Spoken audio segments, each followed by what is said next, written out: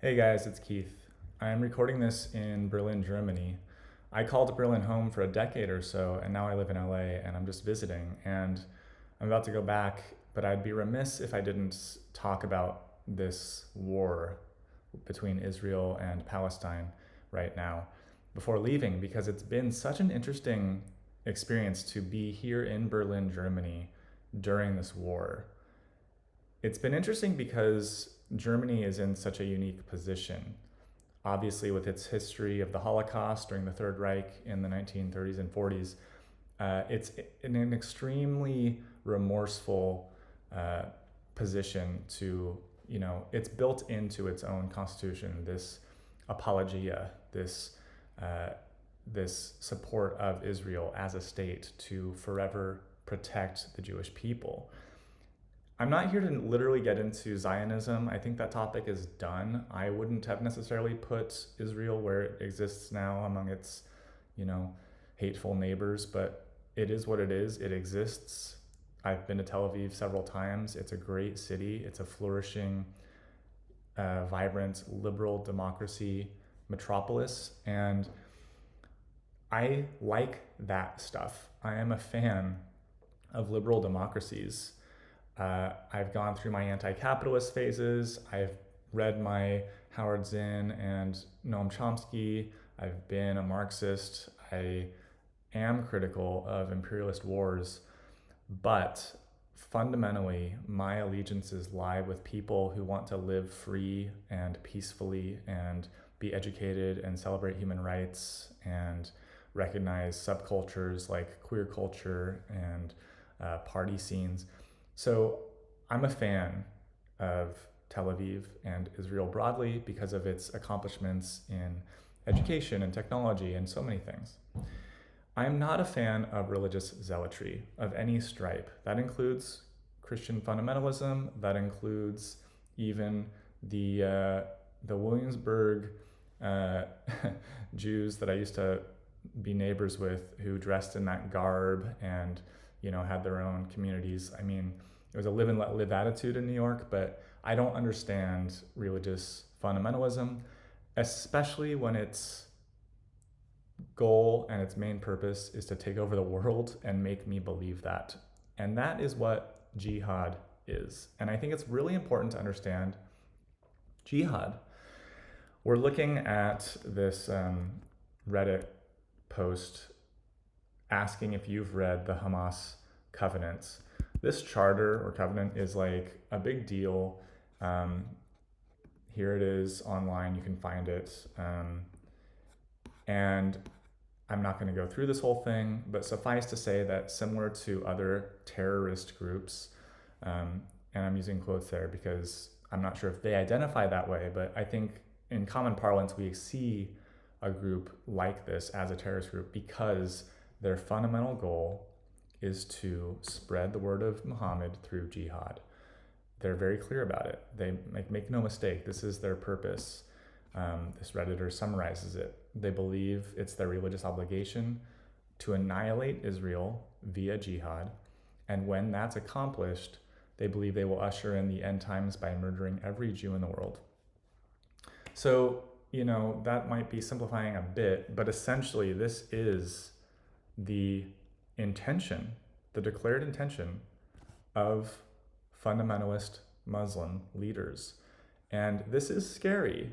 I don't know why this is like not understood better by Westerners, especially young, hip, and cool Westerners who think it's really cool to support terrorism. I understand that hating America is cool and being, ungrateful for your own wealth and peace and prosperity. Like, I understand how hard it is for a young person to appreciate that fully. I was like that as a teenager myself. But I think it's just really important to understand the war in this context of global vision. I'm not here to necessarily tell you that you should side with Israel, because again, Israel, it commits war crimes. That's been documented. It has its own religious zealotry in Netanyahu's government. it is settling the West Bank, which is an aggressive act of possible breach of UN whatever. I'm not here to defend that stuff. I'm here to defend Israel's vision of the world because it's a trade partner under a capitalist system that I benefit from, as do you, whether you not you know it. Unless you are a fundamentalist Muslim, you are on the side of Israel. Now, that doesn't mean that we can't also sympathize and appreciate that innocent people are dying in Palestine. I'm in a conversation here with a friend who's shared with me some interesting things, and I think this is worth seeing. Are being shot by snipers. Definitively. I have 2 children that I have photographs of that were shot so perfectly in the chest I couldn't put my stethoscope over their heart more accurately, and directly on the side of the head in the same child. No toddler gets shot twice by mistake by the world's best sniper. And they're dead center shots. I think that Dr. Perlmutter's testimony here, if you want to call it that, it's fair enough. And my friend here is like describing that her sympathies lie with innocent lives being lost. And if that is where your analysis starts and ends, you don't need to, I don't know, there's nothing else to be said. Like, it is sad.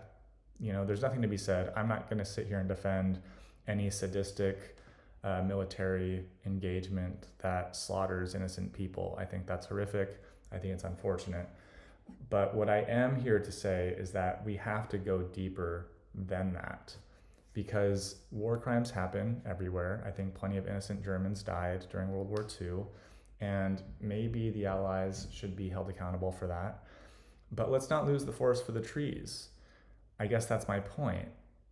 We have to contextualize this stuff in the bigger picture, which is essentially, and I hate to sound too grandiose, this is a culture war, and this is a religious war. And you have to recognize what your culture is and what your religion is.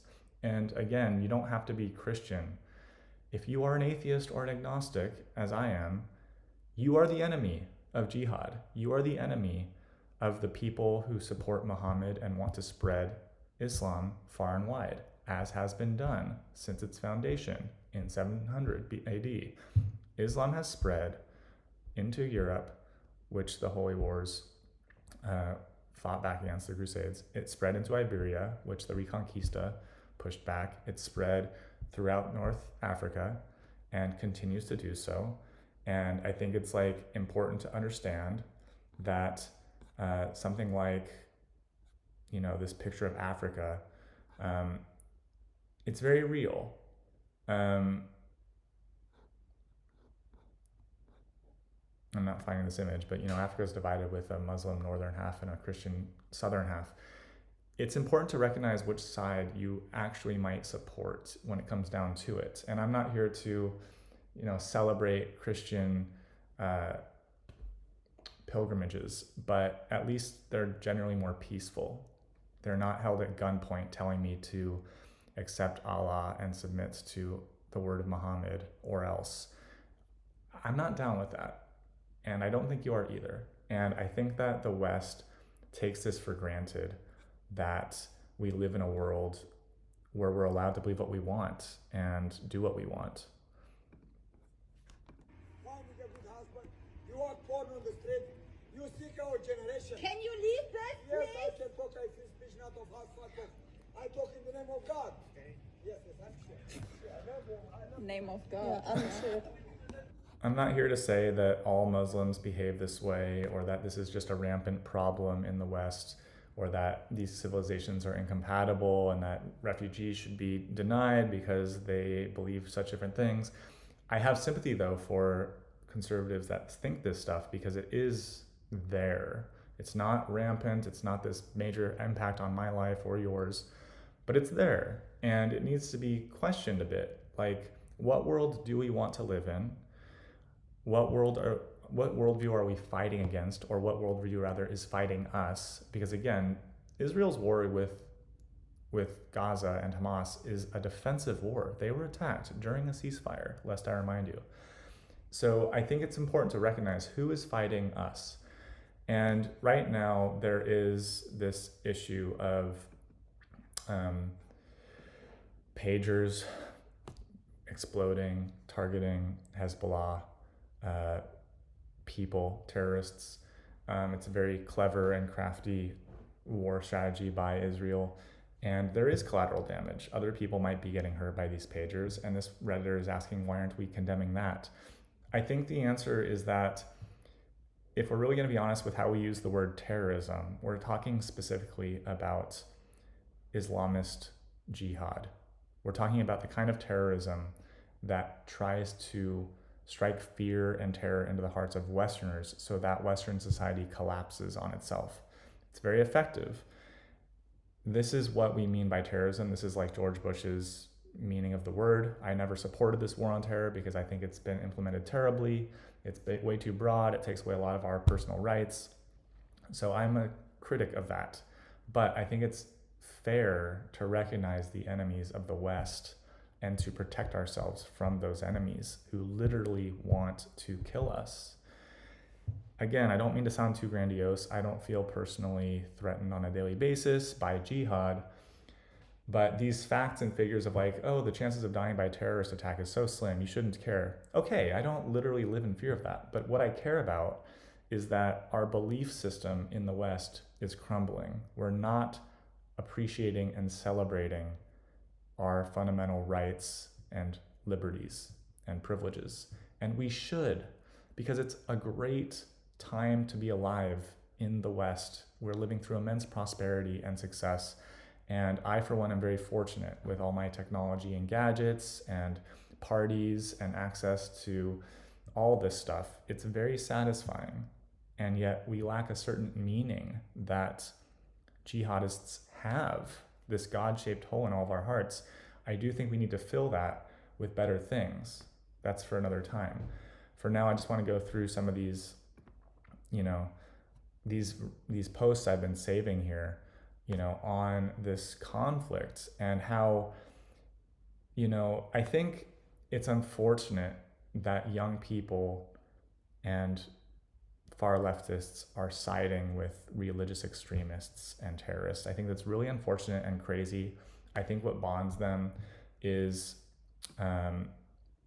this sense of hating the West and being critical of globalism, of capitalism. And that's cool, I get that. Capitalism is certainly flawed and a lot of people are suffering under capitalism, which I think should be reformed.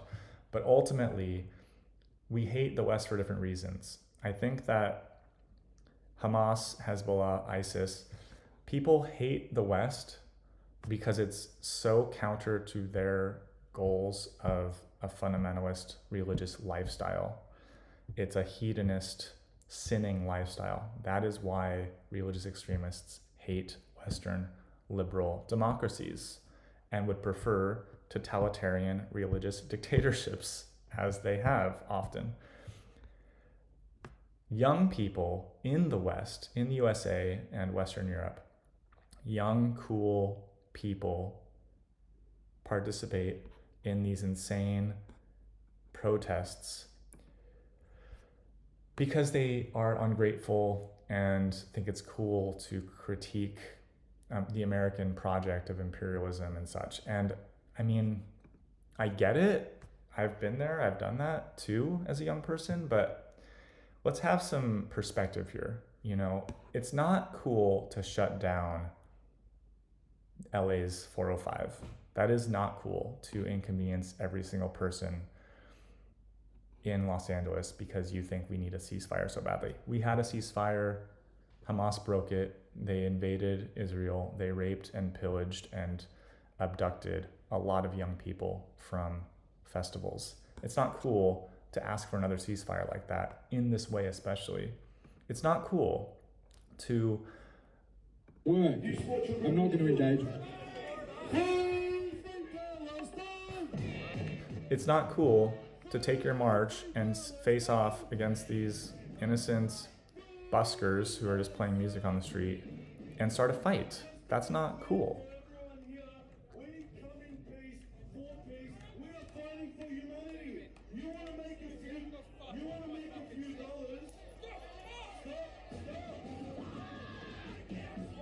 What are we doing?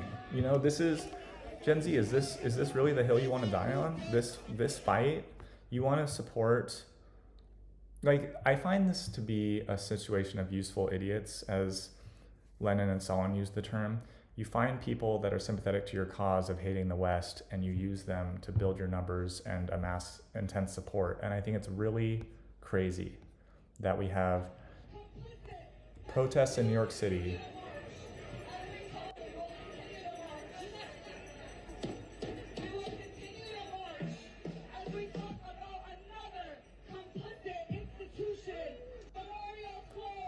Complicit institution, Sloan Kettering.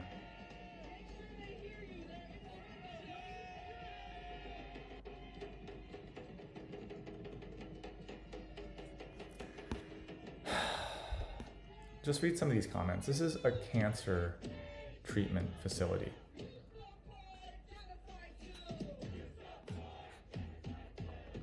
What are we talking about with genocide here? What are we talking about, protesters? Do you think that Israel is committing genocide against Palestinians? Israel is targeting Hamas tunnels, infrastructure, and munitions that are stored, stowed, and harbored under hospitals and schools and residential communities. That is the plan of Hamas. That is their plan, intentionally, to use human shields to protect their infrastructure. And Israel is trying to target that infrastructure to destroy Hamas. That's what's happening. Now, you might say something like, oh, there's just going to be another Hamas, or it doesn't excuse killing innocent people. You know, they should just accept that Hamas exists and just continue with their defensive strategy and deal with October 7th again and again and again. If your priority is to simply protect human life, I think you have to ask yourself, what about the Israeli human life? What about the kids at those parties, those festivals? I'll show you, for instance, a video here.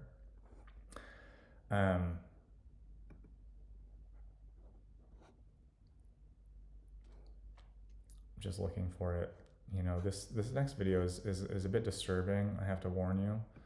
Oh, here's my image of the continent of Africa.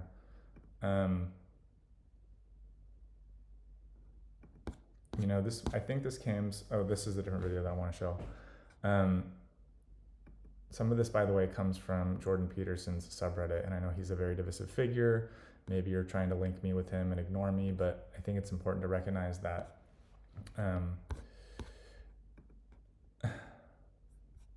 okay, here we go. That Jordan Peterson, you know, I don't want to tangent here, but he's misunderstood. I'll just say that. And his subreddit has some interesting things. But again, I'm trying to fact check most of this. This is pretty undeniable footage, and it's very disturbing. So I just want you to watch a little bit of this. 900. المهم من صار الاقتحام على سنجار، كنت انت مشارك بالاقتحام. بس مو بدايته، الشطرات وهميه، حجتنا شنو الشطر؟ ايه الشطرات وهميه، نشيل 30-40 نفر بالسياره، نخليهم بصفحه، نخلص نخلي السجون، نروح نخليهم بصفحه نكتب. هسه طبعا انا من اقاربي اختفوا، ما عاد لهم وجود. يعني لحظات حط نفسك بمكان هذا الشخص اللي ذبحته، شنو كان شعوره؟ شعوره كان يقول لا تقتلني، ليش تقتلني؟ يا دم تقتلني.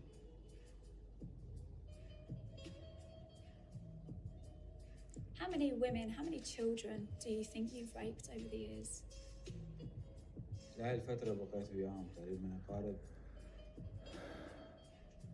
تقريبا بالخمسينات.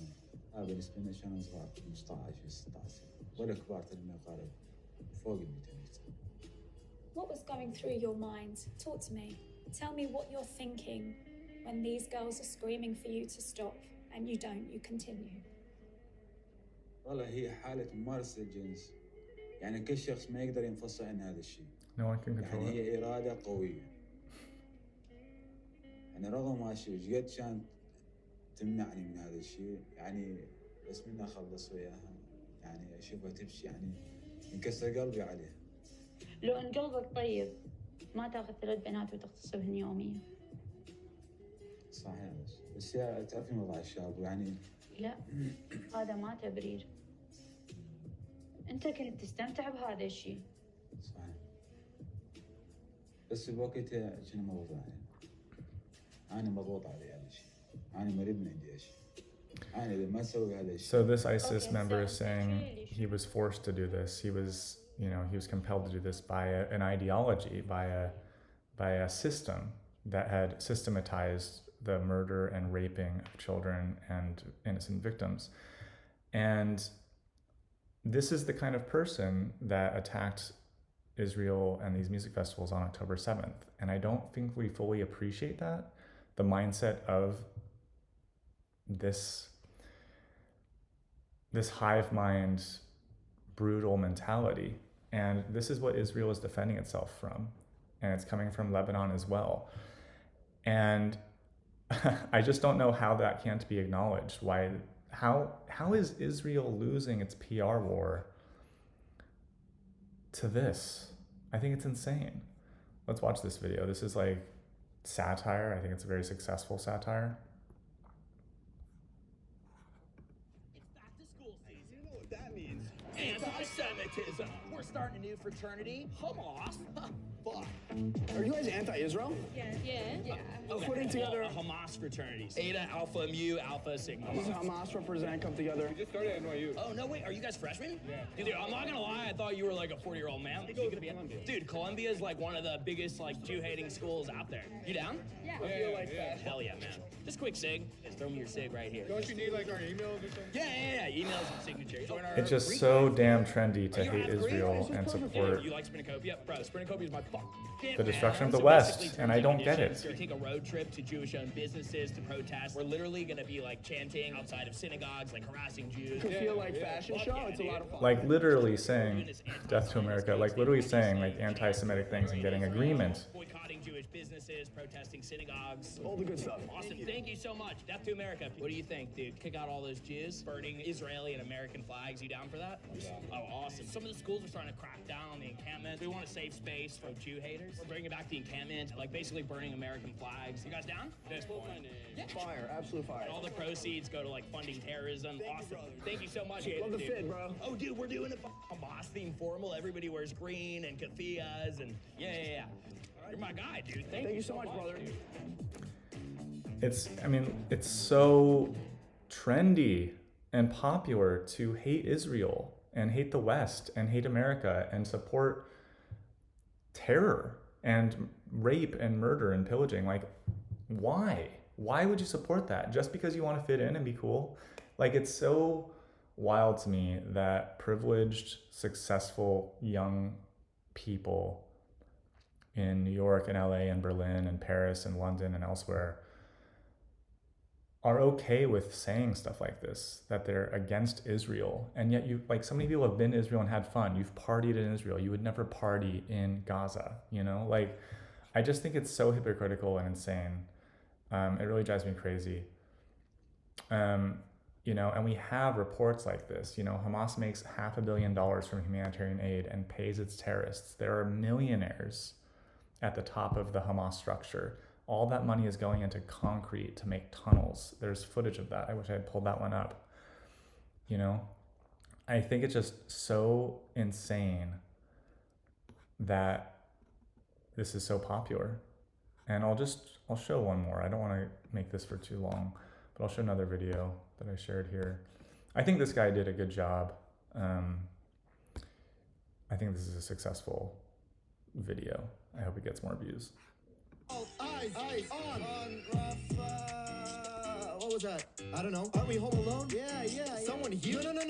So Rafa, it's the worst thing to go down. So listen, bro, there's someone here and I'm gonna expose. Now focus on me, it's more important. Terrible things are unfolding in Rafa, it's drama. Now you gotta care like Obama, it's trauma. The children are crying, they beg for their mama like Mia, like Ima, like Abba, like yeah, for sure, that's horrible. I mean, every life is... Look, there's a guy. What guy? Are you trying to hide something? No, I'm just trying to educate why. Israel killed like 40 people in a humanitarian zone. Seems tragic. And I could have sworn checking my phone and seeing that they attacked that side of the zone, and the reason those people died was shown to be Hamas putting weapons inside a civilian air. Bro, where'd you go? I'll be there in a minute. Whoa, what is this? What are you hiding? It's not what it... 300,000 dead in Yemen. Not excited. 600,000 dead in Syria. I didn't know. You're lying. Iraq, South Sudan, Somalia, Congo, millions dead. Look back, I know. Why not all eyes on them? Why are we hiding them from people? It's not trendy. They don't have an Instagram sticker. This guy smells like a beetle. Don't try to use it to take the attention off Rafah by saying it isn't on par. Want all eyes on Rafah? Let's see what Israel found so far. Terror tunnels, guns, rockets, terrorists, and bodies of their hostages. How's that for a plot twist? While the whole world was giving them shit, they were right. And somehow you managed to convince everyone it's because they're white. Are they not white? No, they're not. Some of them are, but a lot are not. Your all eyes on Rafah, it's really all eyes on me like Tupac. No innocent person deserves to die, and Israel tries to minimize this. If your eyes were really on Rafah, you'd have seen Hamas and the hostages. Yeah, but... that's too long for an Instagram sticker. What? I think that's pretty clever. He fits in a lot of those facts here. And like, I just wonder, everyone that's sympathizing so much with the deaths of innocent people, like that happens everywhere. And it happens on a way grander scale in Somalia and in Sudan and in Yemen.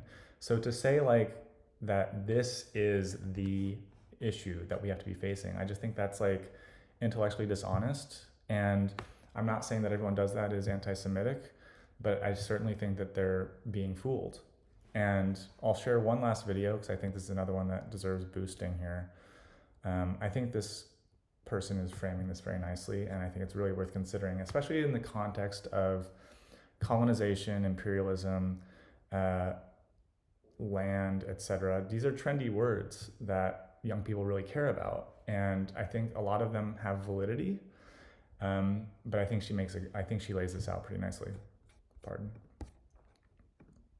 Hey, brown people. You know, we talk a big game about decolonization. And as someone who comes from a culture that has been colonized for centuries, I get it. But do we even know what decolonization actually looks like?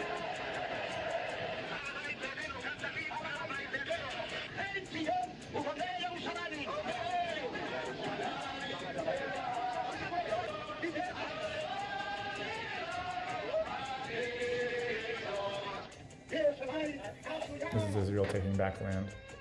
You may have been told otherwise, but did it occur to you that Israel may actually be a successful example of decolonization from Arab imperialism, Islamic invasion, and British colonialism? Decolonization is so rare in our collective consciousness that we don't even recognize what it looks like, even if it was happening right in front of our faces. The Jewish nation reclaimed their ancestral lands through legal land purchases and the right of conquest after winning several wars in self-defense against the hostile Arab states. Israel was recreated in the most kosher way possible. No pun intended. These are historical facts that you can easily look up yourself if you're intellectually honest. And on top of that, the Jewish people were able to resurrect their ancient language and keep up their traditions and culture despite being in diaspora for thousands of years. I can't even say the same for my own culture that has long been lost, and I can only wear this as a costume that isn't based on anything real anymore. I don't know about you, but as a native person, I recognize Israel's success story as something to aspire to. So yeah, I admire that a lot. I just think it's interesting to consider